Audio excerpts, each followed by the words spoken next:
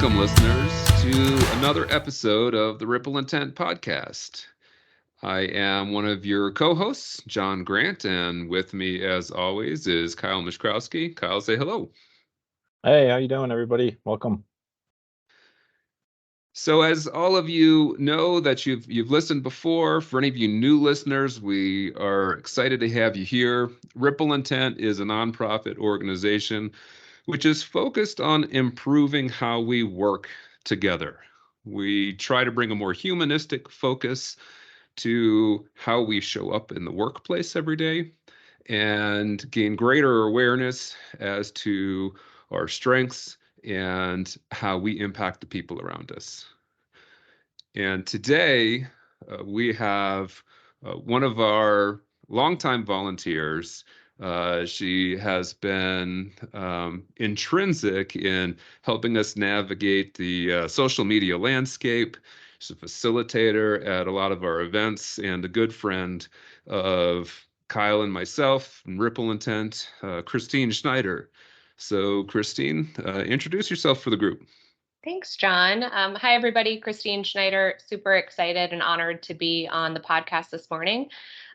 Like John has said, I've been involved with Ripple Intent for, probably 6 or 7 years, and just absolutely enjoy being involved in this wonderful organization. So thanks for having me, guys. Oh, so excited to have you here. Same here. Same here. Yeah, so for listeners today, we're actually going to do a deep dive into CliftonStrengths. And we at Ripple Intent, we use CliftonStrengths on a regular basis because it's a wonderful, positively focused tool that helps us gain greater awareness of ourselves and how we're showing up. So for those of you who aren't aware of it, Gallup and Don Clifton was a psychologist who back in the 1950s identified that there are 34 common strengths that show up in everyone in different orders. And what we really do is we focus primarily on your top 5.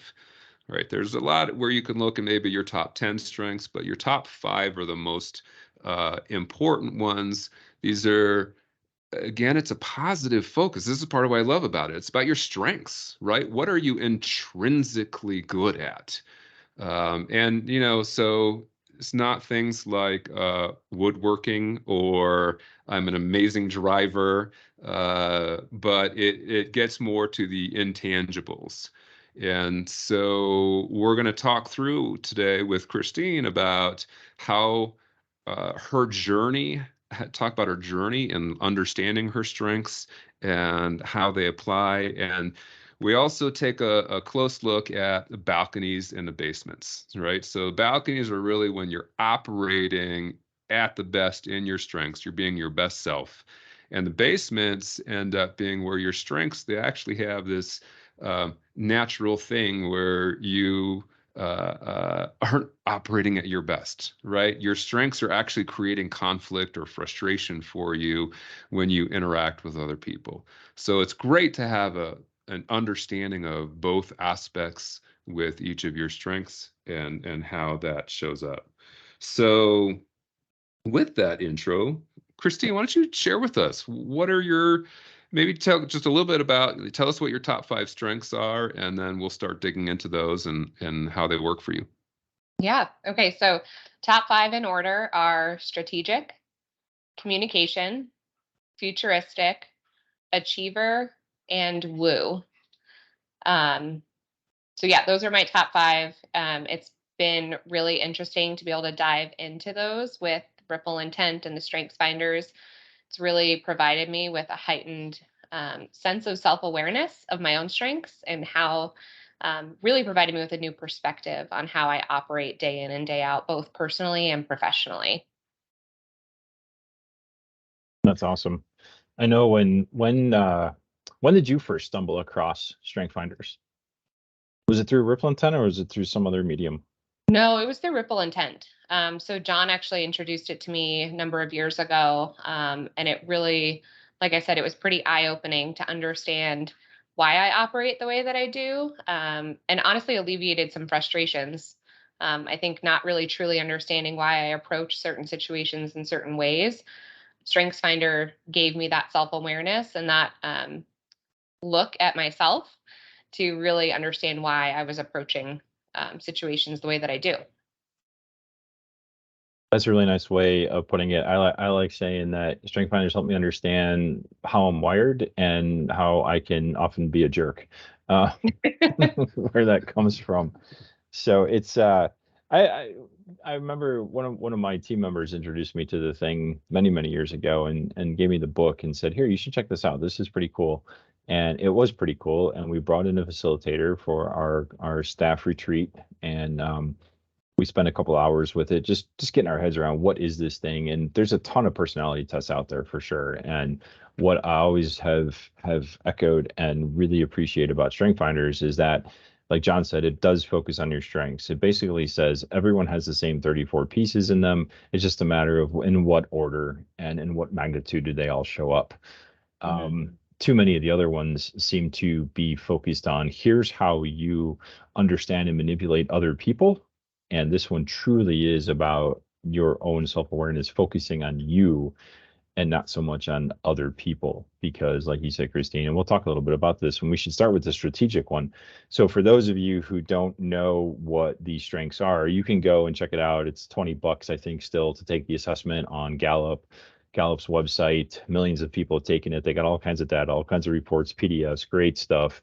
But for our conversation today, we're just going to use the short form and talk about what it looks like actually in practice. So the strategic strength, that I'm going to read it straight from Gallup. People exceptionally talented in the strategic theme create alternative ways to proceed. Faced with any given scenario, they can quickly spot the relevant patterns and issues. So on the surface, that actually sounds pretty good. Where have you seen that, or how's that played out, Christine, in your own life? So I work for a national engineering firm, Kimley Horn, and I've been in the AEC industry for about 15 years now. The strategy piece has made me really successful in my career and opened up a lot of opportunities for me. And the fact that I can come in, I'm not an engineer, I don't have a technical background, but can sometimes see different paths of how we should approach a project or work with a client. So that's been one way that it's been really positive. A basement of that, I don't know if you want me to dive into that right now, but sometimes it's hard for folks to understand my approach or the thought process behind why I want to go down a certain path. So that's where strategies really come into play for me. Yeah, there's a lot about that. You just see or you just feel that path, right? It just kind of shows up. And so when other people don't see it, how does that make you feel? Yeah, it gets really frustrating, right? It's so clear in my mind that before StrengthsFinders and before really understanding this, I would just get frustrated with people because to me it made so much sense and I could not understand why they couldn't see it or they were doubting the path that I was suggesting. So yeah, it caused a lot of frustration pre-Ripple Intent, pre-StrengthsFinders. Yeah. So do you find yourself explaining more, right? Like, no, guys, look, you can do, this is the way we should go. Yeah, I think now on having the understanding and the self-awareness that come along with knowing my strengths, and how I operate in both the balcony when I'm in I like to call it a high vibration or a low vibration for the basement. I can take a step back now and explain it a little bit better and understand that not everybody is going to understand my way of thinking or how I'm approaching a situation. So what I just heard you describe is I recognize other people are slow and I'll help them catch up to where I am.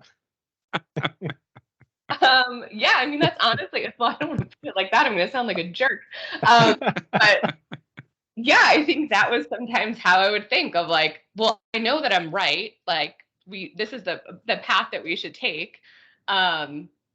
I don't know if I would say that other people are slow, but maybe slow to understand that my path is the right path oftentimes. So, um, yeah, it caused a lot of frustration. And I think understanding that I approach situations differently with a strategic mindset as opposed to, discipline or futuristic as your number one. Understanding that has helped me to take a step back, explain to people, really make sure that we're on the same page instead of just saying like, all right, I'm going to go full steam ahead, because in my mind it makes sense. And if it doesn't make sense to you, too bad. Well, so given that communication is your number two strength, hopefully it seems like, being able to communicate these things and your perspective is a little bit easier for you. You'd think. Yes. Kyle, do you want to share that definition of communication? So yeah, communication is fascinating to me. The official definition: people strong in the communication theme generally find it easy to put their thoughts into words. They are good conversationalists and presenters. I work with people who have communication. I don't have it personally in my top 5. And so, that's one context too. We often do the top 5 analysis. You can get all 34 of your strengths if you take the assessment. It costs a little more, but the $20 top 5, it really does give you quite a bit of information. And if you like it down the road, you can get the rest of the 34. So I know where it falls on mine, but people who have it in their top 5, it generally comes out quite often. We talk about this too. One other piece of context is, people ask, so if I get my top 5 strengths, do all 5 of my strengths come out every single day? And the answer is, it depends. For some people, you'll see all 5 strengths come out in your top 5 every day. For other people, like me, I'll see my top 3 come out pretty regularly all day long. 4 and 5 will come out in circumstances, often when I'm tired and stressed. That's when 4 and 5 come out. So different people, different things. Some, like I said, all 5 come out all day long. Others, top 2, 3 come out quite often all day long. But back to the communication piece. Communication piece, just like it sounds, these people are really strong at talking, and they talk a lot. And I emphasize that because I don't have it. I think a lot. And so the people who talk a lot often bother me. And for a long time, I was really judgmental about that. It was like, do we have to talk about your kids and the weather and your drive in and what happened last night? I don't have time for that. I don't really care. Or where I also would be super judgmental is the people who would just start talking. We'd say, hey, let's talk about, the next item on our agenda this meeting is X. And they would immediately start talking out loud. And we're like, would you just shut up and think before you talk? This is really obnoxious.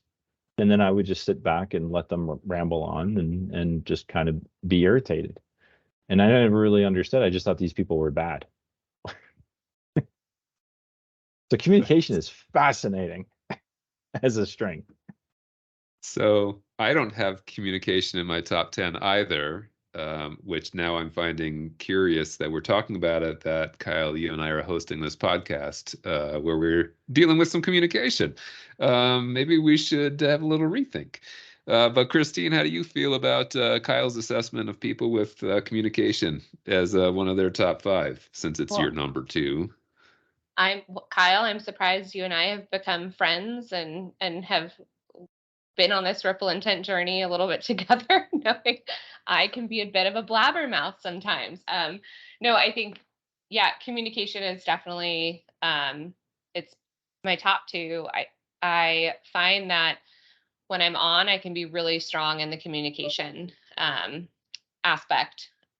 Easy to talk to, can be charismatic at times. But then when I do have a level of frustration or stress that's creeping into my day, I can find that I lose that focus and I tend to be long-winded and go off track. And that's where I'm starting to go into that basement of the communication. But if anybody knows me, I talk a lot. So I think it should be no surprise that communication is my number 2. I'm surprised it's not your number 1. Well, We- it's funny that you say you're surprised to become friends. I echo what you said earlier about how my life has changed with this understanding. And it wasn't because I became more tolerant. That's the wrong word. What I understood was now, because of the way I'm wired, I'm able to recognize that when other people aren't wired the same way as me, they're probably going to trigger me. And they're going to trigger me in ways that are mostly negative. I get irritated. My level of distrust increases. My internal bias and judge comes out real harshly. So that was prevalent. And I told myself for a long, long time that, oh, it's just me. And it's just me being me, and these people obviously aren't like me, and so since I'm so good, then you're not. And when I got this understanding, it was, now I understand why, what really turns me on from my strengths and fires me up and engages me, and now I also understand what puts me in tension with other people. And so now when these things happen, I'm able to, it doesn't mean that the internal judgment and all that stuff doesn't happen. It all still happens, but I'm able to recognize that that's how I'm reacting and go, is that fair and is that appropriate?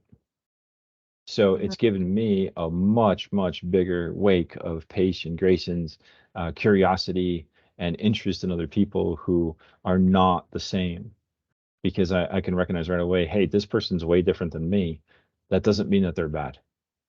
And it was a progression. It took many years to get to where that's much more natural now. Mhm. But I had to train myself to not react that way. I'm telling you, it was a rough high school, man. It was, those years were tough. I love that, Kyle. The that's right. That listeners, this is the awareness component. The more time you spend sitting and understanding both your strengths and other people's strengths, that you gain this appreciation for the differences between us. So, right, Christine, you and I have worked together, right, professionally, and I am much more inclined to be quiet. And I have to be careful because I get on this, I like to be quiet, but I get on the soapbox. And so I'm learning actually to get comfortable with silence and not fill in those spaces. So with you, I mean, it's kind of one of my favorites. I love this part about you that your communication does just like pop in there. And if there's quiet, you're going to fill it, Yeah. but you're gonna do it not in a it's not in a negative way. It's actually, um, you know, I almost said it's not always like super deep or anything, right? But like you're the I hear the strategic coming out with you, right? I hear some of your other strengths that pop, right? And you're able to kind of like wade in. So we can actually play off each other really well, right? So if I want to process and think, then you can certainly be out there communicating, right? And sort of leading conversation, leading discussion and thought. So I Yeah, love that part.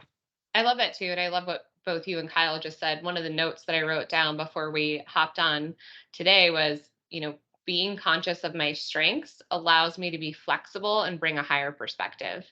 So, Kyle, it goes back to that self awareness piece, right? Like me truly understanding my strengths and where I fall on the spectrum, whether the balcony or the basement, allows me to understand, you know, when I'm on point, and then also when I need to reel it in a little bit. And it also allows me to be flexible with others and know that, we're not going to have the same top five strengths, or maybe not even the same top 10.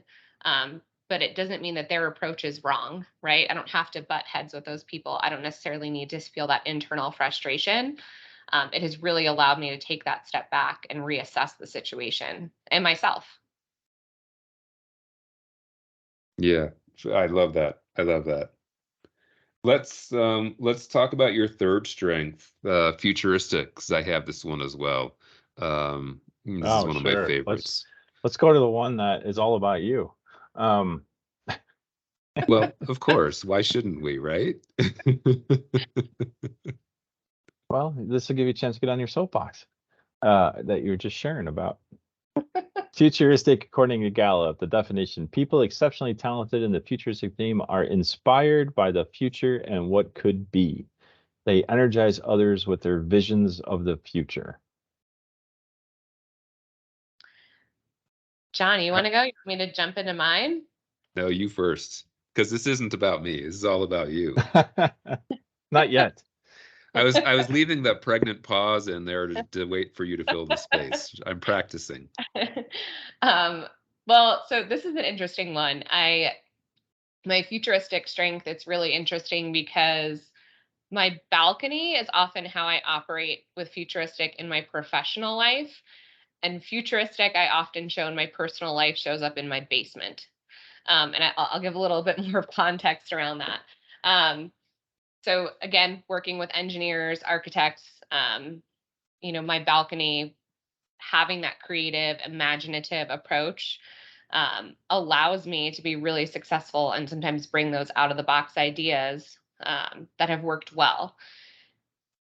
Where my basement comes into play, and this is a perfect example, and I was just telling you both before we hopped on, is my husband and I just bought a house, and in fact, we're moving in today, but we'll get into that later with Achiever.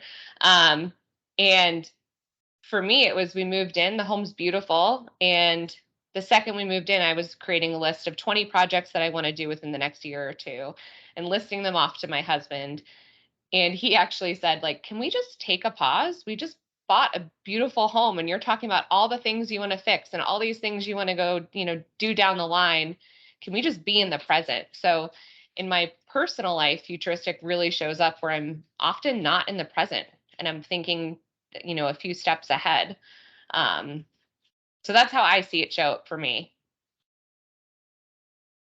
No, that's really interesting. Well, and does your strategic, do you feel like it combines in there? So you have your 20 projects. Did you lay out, what gets done when already?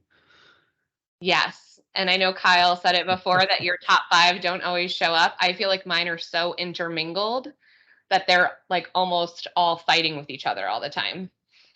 So yes, I have a list. I know how much it's going to cost, when we're going to do each one, right? That's the strategy part of it. Right.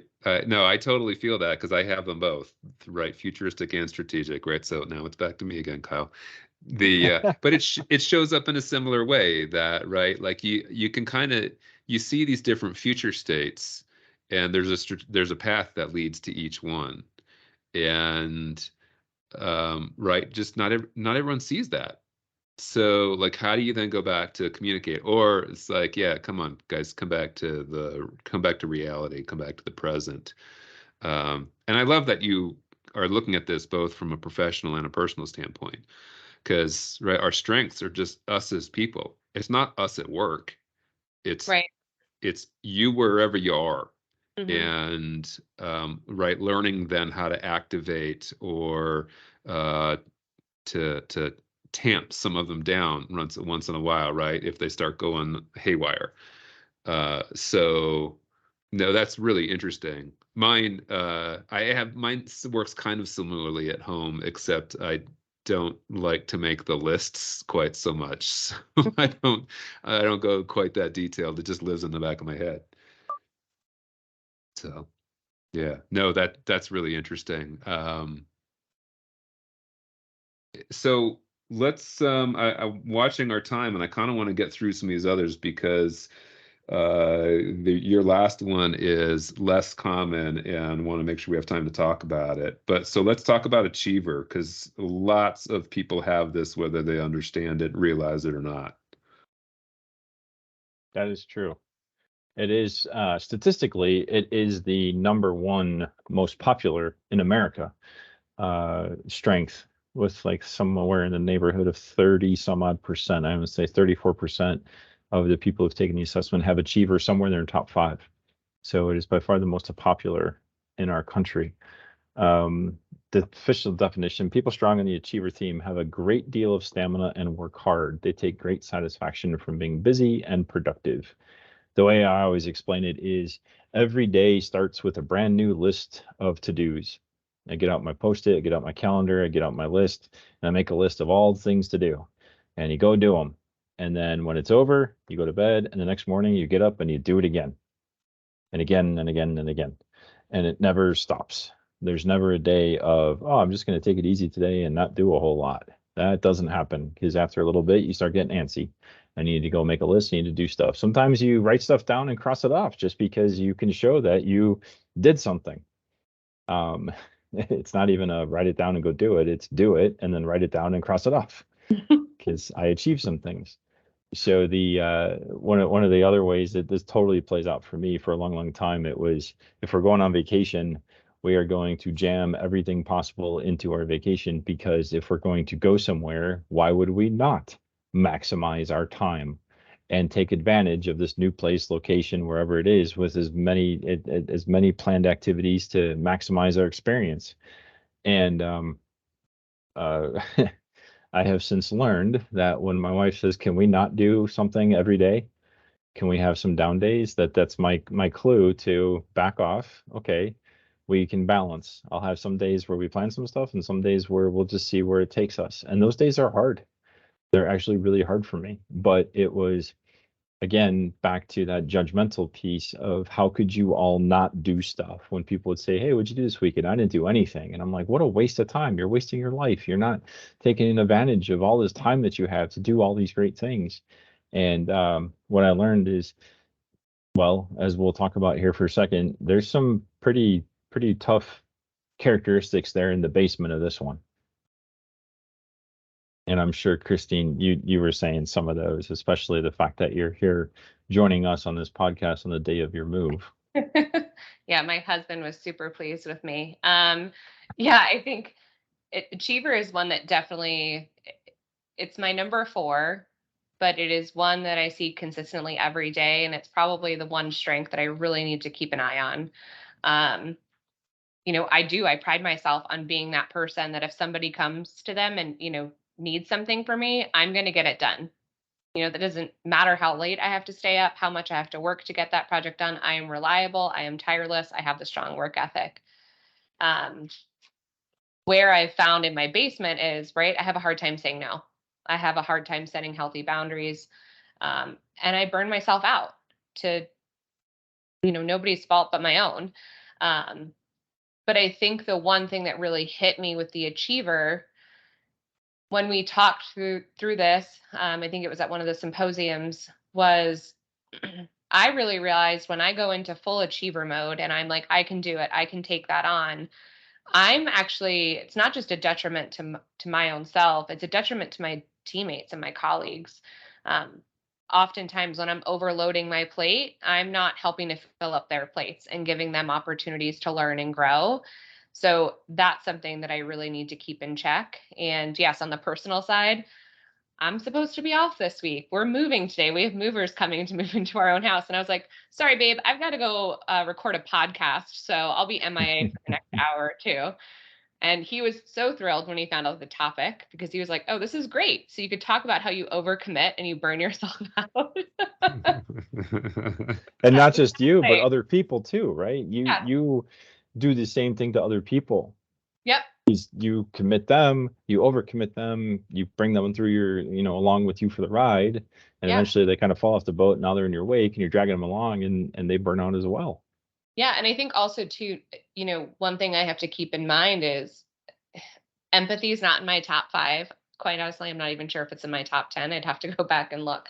But I can get really frustrated when I see folks that don't want to put in the 50 or 60 hours a week. It's like, well, I do it. Why wouldn't you too? And I have to constantly also remind myself, just because that's how I approach work and I have that achiever, that doesn't mean that they're doing something wrong by not doing what I'm doing.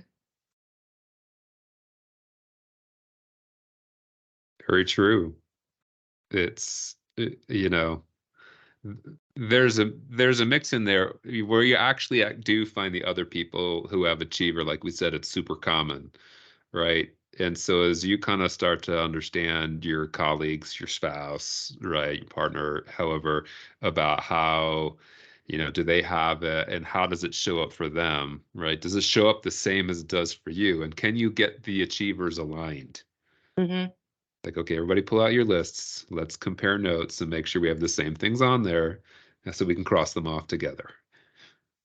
Yeah, exactly.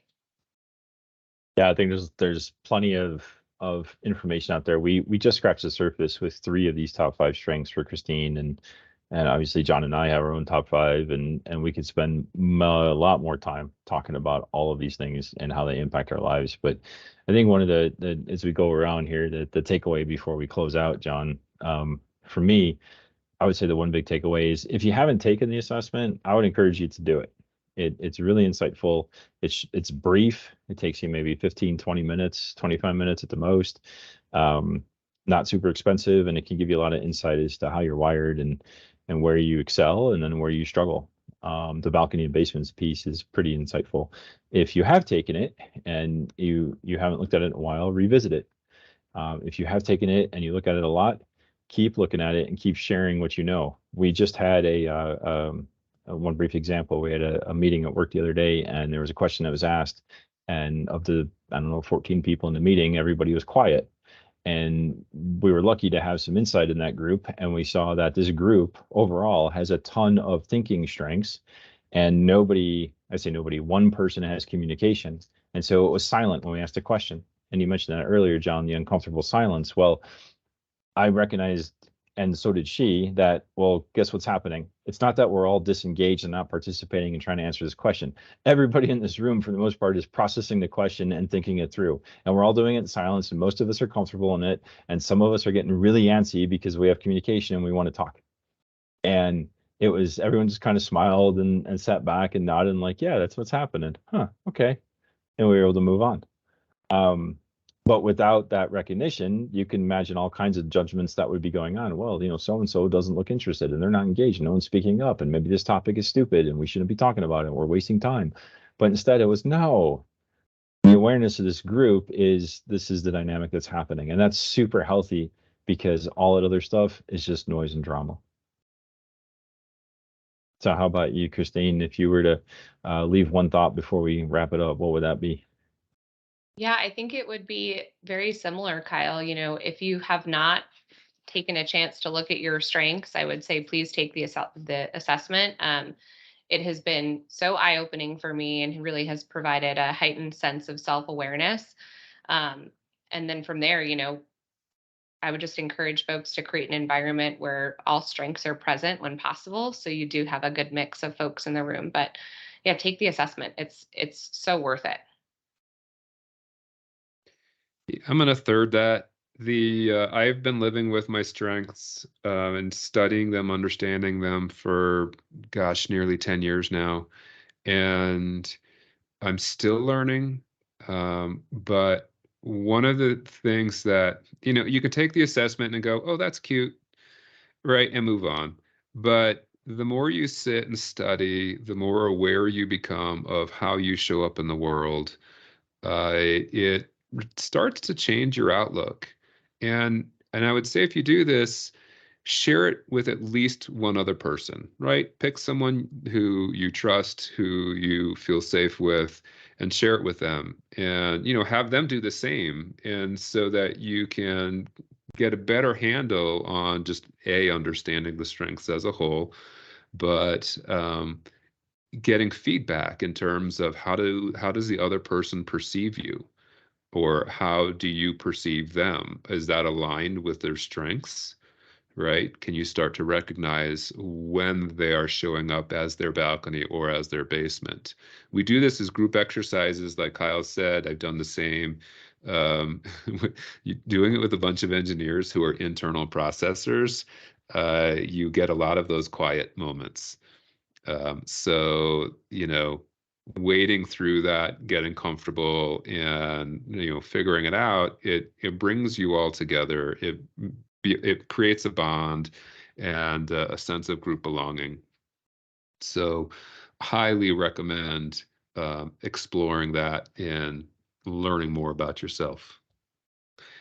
And with that, once again, we could have this conversation all day. Christine, thank you so much for joining us, for being a little vulnerable and sharing this part of your journey with us. We're super excited that you've been here, and look forward to our continued conversations. Thank you both so much for having me. I really appreciate the opportunity. Thanks for being here.